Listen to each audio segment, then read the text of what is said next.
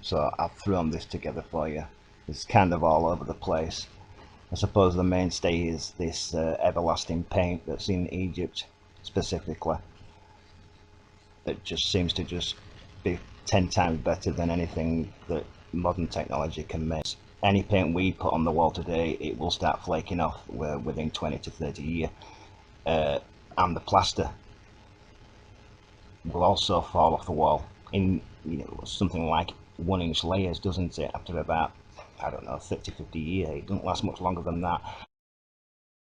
So when saying that, you're only really left with a couple of choices.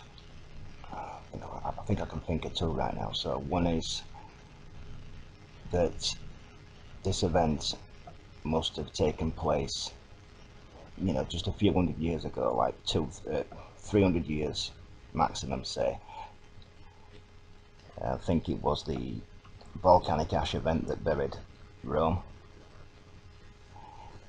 Or you're left with its archaeology that plastered this bad artwork all over the place. It's like all the old painting, evolutionary step, saying that we've got better at things over time, but when you compare music and art and writing, how we make things, how we talk, how we behave, everything has gone backwards. Everything's just going into the abyss, isn't it? I believe in devolution, not evolution.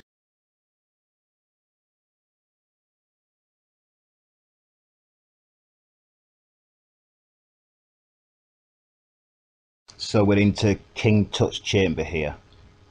I hope you've already seen the video I made there over 2 years ago on Tutankhamun's myth and legend here, where you get rope, apparently, that just lasts forever, and it had the seal of approval on it, didn't it, to help push this narrative in the minds of the masses. It's like clothes. I mean, how long do clothes last? Never mind sat in your wardrobe somewhere dry. I'm talking about where these things are found. They just seem to just last forever. That stuff there, especially that box, looks like that box was bought in England on the right, but everything is made out of wood. The piece that you're looking at now is some of the best, top three I would say, artifacts that were apparently pulled out of this thing. And is this also some type of layering, like your gilding, the gold gilding that you get, like I was showing in that King Tut video where the mask was a wooden artifact, it's just been gilded. Or there's this petrified since you wouldn't think so, because you would expect that from the rest of the wood around it. So is it, I don't know, it's hard to say, but it is one of the best pieces anyway. So we're moving on to this site here. I found the earliest ones that I could across the entire web there, and on the left that is what it was found like originally, which just looks to me like a collapsed building. The upper beams, archaeologists came in and on purpose or not, they make it look like a tomb. But when you look at the arrow on the right hand side at the bottom there, the left hand side, sorry, you can see that that is part of the beaming, so there's obviously more underground. This is not a tomb. We're moving on to the box anyway on the right hand side, which has since petrified into the material that it is now. It is in fact petrified wood. So I'll show you what else we found amongst this lot. I can't even say the name of it. I showed it. So if you look closely at these things here, because they're calling it pottery, it's definitely not pottery, is it? That thing on the floor, which is the box at the side of him there, just looks like the inside of an old television.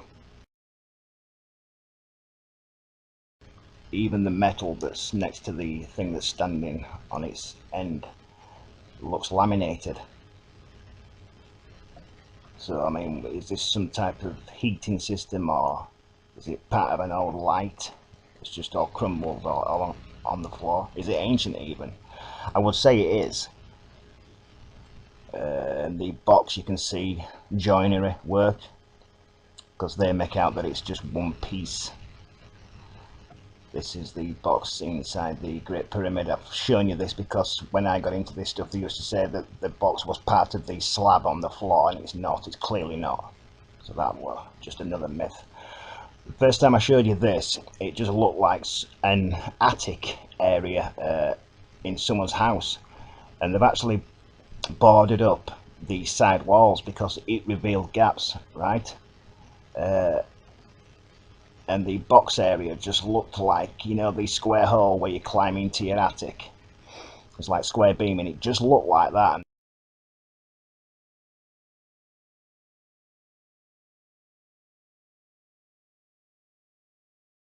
I will leave you with these few images and let you come to your own conclusions on your theory on what's going on with these archaeologists and what they give to us.